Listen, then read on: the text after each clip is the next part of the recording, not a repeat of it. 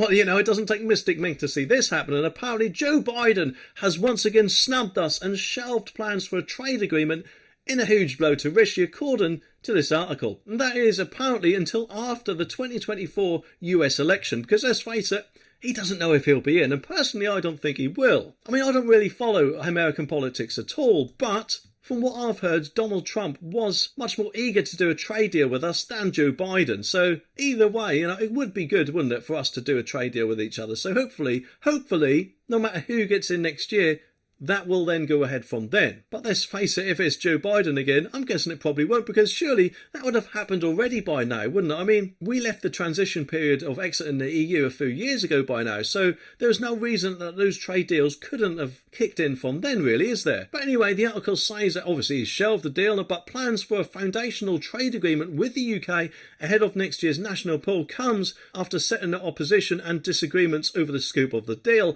and negotiations were indicated to begin in a draft of 11 proposed chapters prepared by United States Trade Representatives, the USTR, office earlier this year, but talks were intended to end in the spring ahead of both countries entering the polls. But now, of course, that deal is not expected to go ahead, and two people briefed by the British and US governments have said, well, that, I'm sure, is a massive kick in the balls to both Rishi and, let's face it, Joe Biden, whether he wants a trade deal or not. I mean, obviously I could be wrong, but from what I've heard, he put that to the back of his agenda when he became US president, where Donald Trump apparently didn't. And according to the Commons Library, negotiations for US-UK trade deals started in May 2020, but there have been no talks since October 2020. That's nearly 3.25 years, isn't it? There's just no excuse for that, in my opinion. However, apparently the proposal did not go as far as considering market access, nor would it meet the World Trade Organization's, the WTO's, definition of a free trade agreement. Whilst admittedly these things take a few years to sort out, you'd like to think, wouldn't you, that if we both wanted an agreement, we'd be able to get one. Especially, of course, as I'm guessing it would benefit us both. So surely this is another blow to Rishi. I mean, how much more can this guy take, eh? Or even the Conservative Party before they think, right, hang on, this is enough now. Rishi will presumably lose the next election, so isn't it time to try someone new? But then again, of course, some people might think, well, hang on a minute,